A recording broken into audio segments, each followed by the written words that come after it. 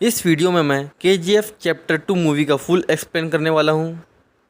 यह मूवी साल 2022 की ब्लॉकबस्टर हिट मूवी रही है।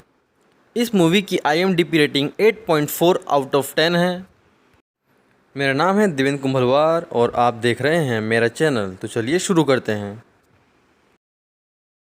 मूवी की स्टार्टिंग में चैप्टर 1 की थोड़ी कहानी दिखाई जाती है। कैसे रॉकी की माँ उसे बड़े बड़े सपने दिखाती है। रॉकी कहता है एक दिन मैं तुम्हें दुनिया का सारा सोना ला के दूंगा।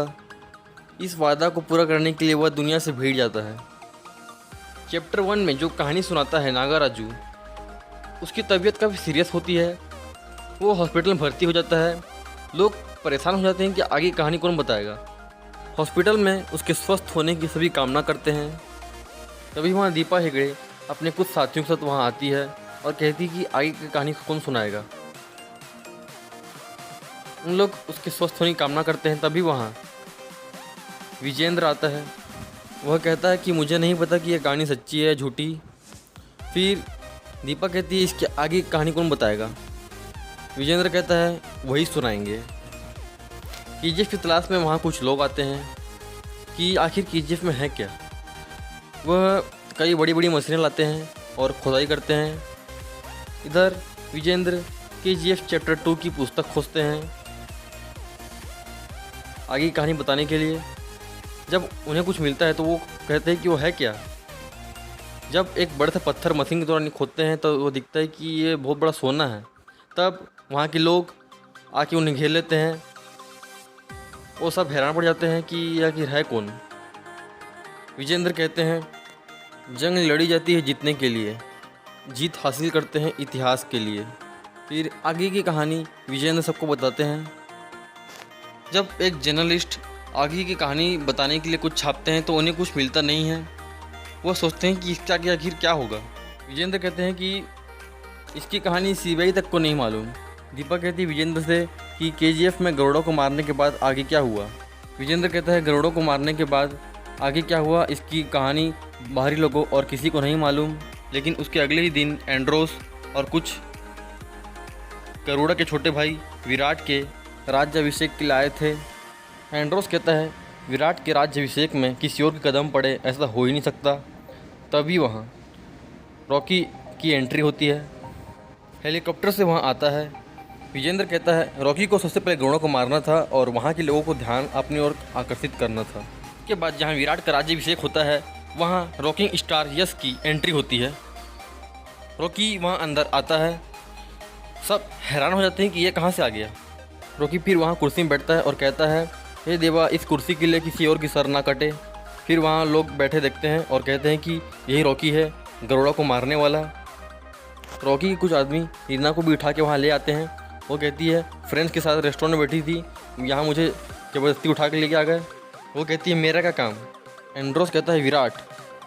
रॉकी कहता है विराट विराट उड़ा डाला, बेचारा छोटी उम्र में ही चल बसा। वहाँ बैठा एक शख्स कहता है कोई भी आके इस कुर्सी में बैठ जाएगा। फिर रॉकी कहता है तुम्हारे बाप ने एक गलती कर दी, तुम सबको मेरे टाइम में पैदा कर दिया। मैं यहाँ राज करूँगा, तुम सब घास छिलते रहना। एंड्रोस कहता है गरुड़ों को मारने के लिए एक रॉकी पैदा किया था, इस रॉकी को मारने के लिए एक और रॉकी पैदा नहीं कर सकते। फिर वो शख्स ज़्यादा बात करने लगा तो उसको रॉकी ने वहीं गोली मार दिया। उसके बाद रीना को लेके वहाँ से चल देता है। उसे KGF लेके जाता है। वहाँ जहाँ महल रहता है उसको वहाँ रखता है। वो खाना पीना कुछ नहीं खाती और वहाँ की नौकरानियों पर गोली चलाती है। सब डर जाते हैं वहाँ की नौकरानी लोग। फिर वहाँ रॉकी आता है। उस पर गोली चलाने की वो हिम्मत नहीं कर पाती। फिर उसे वो समझाता है। फिर वहाँ से वो KGF के तहखाने में जाता है। वहाँ देखता है कि वनारम को कैद करके रखता है जो KGF का पहरेदार था। लोग उससे हैरान हो जाते हैं कि इसे क्यों बांध के रखा है, इसे पहले ही मार देना चाहिए था।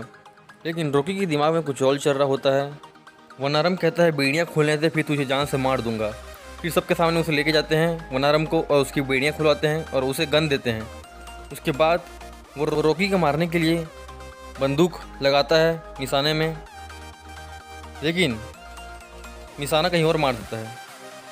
इधर दीपा कहती है रॉकी ने वनारम को जिंदा रखा है। रॉकी फ़ौज बना रहा होता है।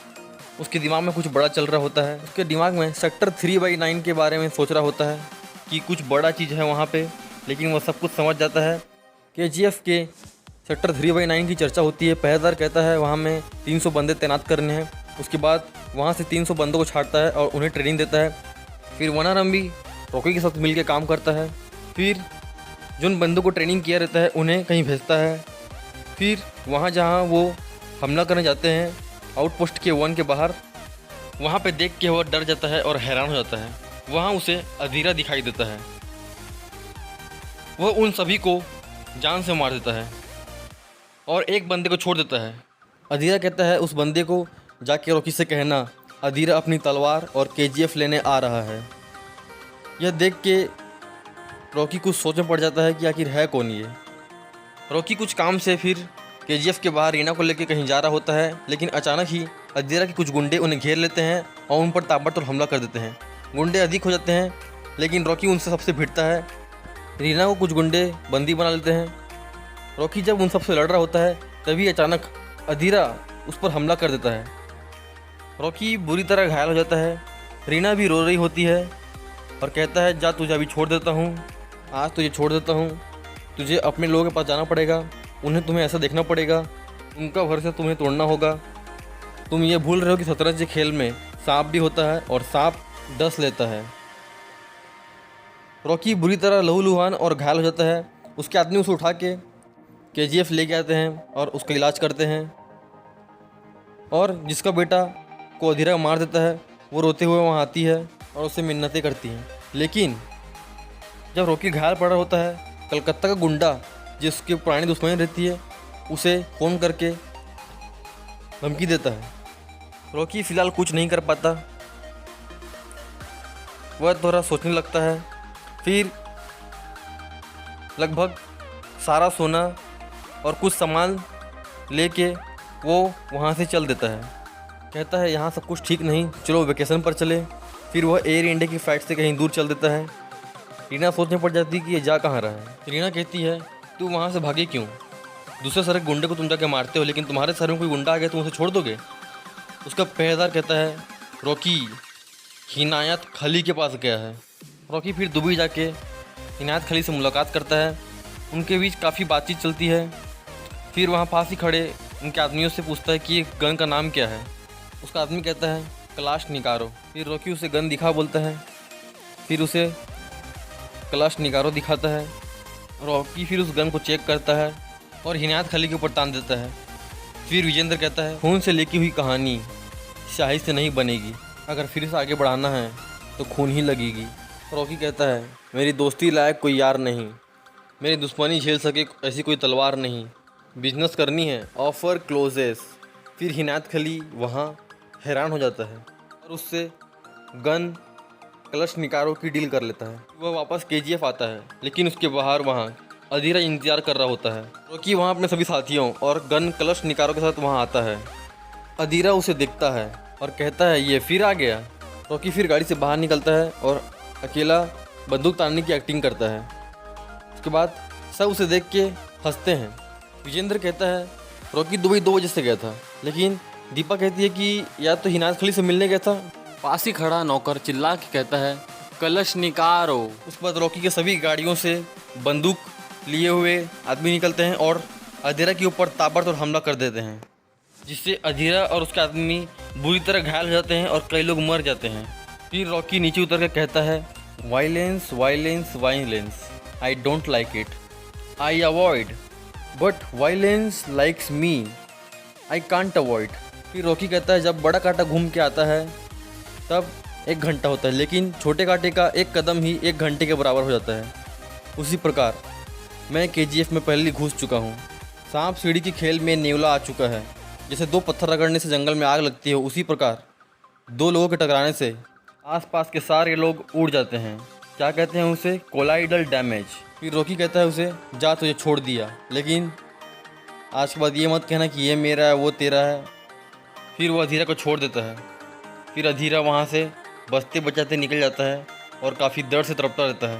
उसके बाद अधीरा ने जिन जिन लोगों का जान से मार के लाश को रखा था, उन लाश को उनके परिजनों को सौंप देता है। उसके बाद जो कोलकाता के तट के जो गुंडा उसे धमकाया था उसे जाके धमकाता है और उसे समझाता है। फिर रॉकी अपने पुराने फॉर्म में आ जाता है। वहाँ अपनी रखी पुरानी बाइक को निकालता है, सब बच्चे देख के उसे खुश हो जाते हैं। फिर रॉकी का आदमी उसे कहता है आने वाले इलेक्शनों में रमिका सेन भारी मतों से जीतने वाली है, तुम्हें उसे रोकना होगा।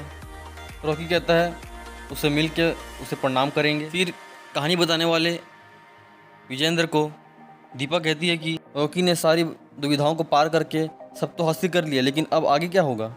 विजेंद्र कहता है लेकिन रमिका सेन शपथ ग्रहण करती है अपने मिनिस्टर का, और वो काफ़ी स्ट्रिक्ट होती है और रॉकी के सामने आड़े आती है। फिर एक कन्नेकंठी पत्रकार उसे समझाता है कि वह वर्ल्ड बिगेस्ट क्रिमिनल है, वर्ल्ड बिगेस्ट बिजनेसमैन है। फिर रॉकी के बारे में उसे शुरू से बताता है कि उसे बचपन में जब वह सीना तांग के चलता था तो उसे लोग मार देते थे, लेकिन जब वो मारा तो उसके सामने कोई टिक नहीं पाया। उसने केजीएफ का एक बड़ा एम्पायर खड़ा कर दिया और वहाँ का बादशाह बन गया। रमिका सेन उसे तबाह करने की पूरी कोशिश करती है। केजीएफ में सबूत लिखते और फ़ोटो खींचते एक पत्रकार पकड़ जाता है, उसे रॉकी पकड़ लेता है। वो डर के मारे कहता है कि मैं तुम्हारे बारे में लिखूंगा और दुनिया को बताऊंगा। ये रॉकी कहता है इसे पेन कागज़ जो चाहिए दो, और वो पत्रकार पर उसका इतिहास लिखता है। इधर रॉकी को एक आदमी नया गन दिखाने आता है, लेकिन कुछ पुलिस वाले रॉकी के सामान पर रेड लगा देते हैं और उसका एक बिस्किट सोने का पकड़ के ले जाते हैं। फिर रॉकी पूछता है कहाँ ले गए। फिर रॉकी बड़ा गन पकड़ के उन पुलिस वालों के थाने जाता है और वहाँ धुआंधार पुलिस वालों के थाने के ऊपर और गाड़ियों के ऊपर ताबड़तोड़ हमला कर देता है, जिससे पुलिस वालों की गाड़ी उड़ जाती है। फिर जो गरम गन के सामने का होता है उससे अपना सिगरेट जलाता है। लेकिन इधर अलग ही रॉकी के पुराने दुश्मन और अधीरा रॉकी को जान से मारने की प्लान बनाते हैं। अधीरा और उसके कुछ साथी रॉकी को जान से मारने की साजिश रचते हुए केजीएफ में घुसने की कोशिश करते हैं। कि रमिका सेन से बातचीत करने के लिए उसके ऑफिस आता है और अपनी कंप्लेन लिखने कहता है, लेकिन पास ही खड़े आदमी कहते हैं कि उसकी कंप्लेन मत लीजिए मैडम। वो बोलती क्यों, उस फंड से तुम्हें पैसा जाता है क्या। तो पास ही खड़े एक आदमी कहता है उस फंड से हमारे सारे पार्टियों को और 200 मेंबरों को पैसा जाता है। तब रॉकी कहता है नादान दुनिया आपको अच्छा कहने नहीं देगी और मुझे अच्छा बनने ही नहीं देगी, हम सब मजबूर हैं। रमिका सेन उसे खुली धमकी देती है, कहती है घुस के मारेंगे। रॉकी कहता है मैं हमेशा जंग टालने की कोशिश करता हूँ, लेकिन हमेशा जंग होगी तो मैं ही जीतूंगा। रमिका सेन कहती है मैं तुम्हारा सारा केजीएफ और सल्तनत छीन लूँगी। इधर अधीरा और उसके साथी केजीएफ पर अचानक ही हमला कर देते हैं और चारों तरफ से केजीएफ को घेर लेते हैं। अधीरा जब रॉकी को मारने के लिए निशाना लगाता है तब वो गोली रीना को लग जाती है और रीना बुरी तरह घायल हो जाती है। रॉकी को बहुत गुस्सा आता है। फिर अधीरा और उनके आदमी पर ताबड़तोड़ हमला कर देता है और उनसे भिड़ जाता है। उसके बाद रॉकी और अधीरा के बीच काफ़ी भयंकर लड़ाई होती है। दोनों एक दूसरे को खूब मारते हैं। रॉकी लहूलुहान हो जाता है क्योंकि अधीरा के पास उसकी ताकतवर तलवार होती है। रॉकी फिर भी सबसे लड़ता रहता है और अधीरा का तलवार को गिरा के अधीरा को लहूलुहान करके उसे जान से मार देता है। उसके बाद वह गुस्से में अपने गाड़ी में बैठ के रमिका सेन के आवास में घुस जाता है और वहाँ जिसकी गलती रहती है, जो जिसमें अधीरा को लाने का हाथ था और केजीएफ में हमला करने का भी हाथ था, उस पर ताबड़तोड़ अपने गन से हमला कर देता है और उसे जान से मार देता है। रमिका सेन वहाँ देख के इससे बहुत गुस्सा हो जाती है। रीना के मरने के बाद वह केजीएफ से सारा सोना लेके समुद्र के रास्ते अपने शिप में निकल जाता है। रमिका सेन को जब इसकी खबर पड़ती है तो वह एयरफोर्स को उसके पीछे लगा देती है। जब रॉकी समुद्र के रास्ते अपने शिप में जा रहा होता है तब एयरफोर्स उसके शिप में हमला कर देते हैं, जिससे रॉकी का शिप पूरी तरह बर्बाद हो जाता है। रॉकी फिर भी डटे रहता है और अपने पुराने दिनों को याद करता है, अपनी माँ को याद करता है। उसके बाद रॉकी का शिप पूरी तरह टूट जाता है, बर्बाद हो जाता है और रॉकी अपने सोना सहित समुद्र में बह जाता है, जिससे उसका पूरा सारा सोना भी समुद्र में गिर जाता है। केजीएफ वाले सारे हताश हो जाते हैं कि आखिर रॉकी गया कहाँ। सब सोचते हैं कि रॉकी मर गया।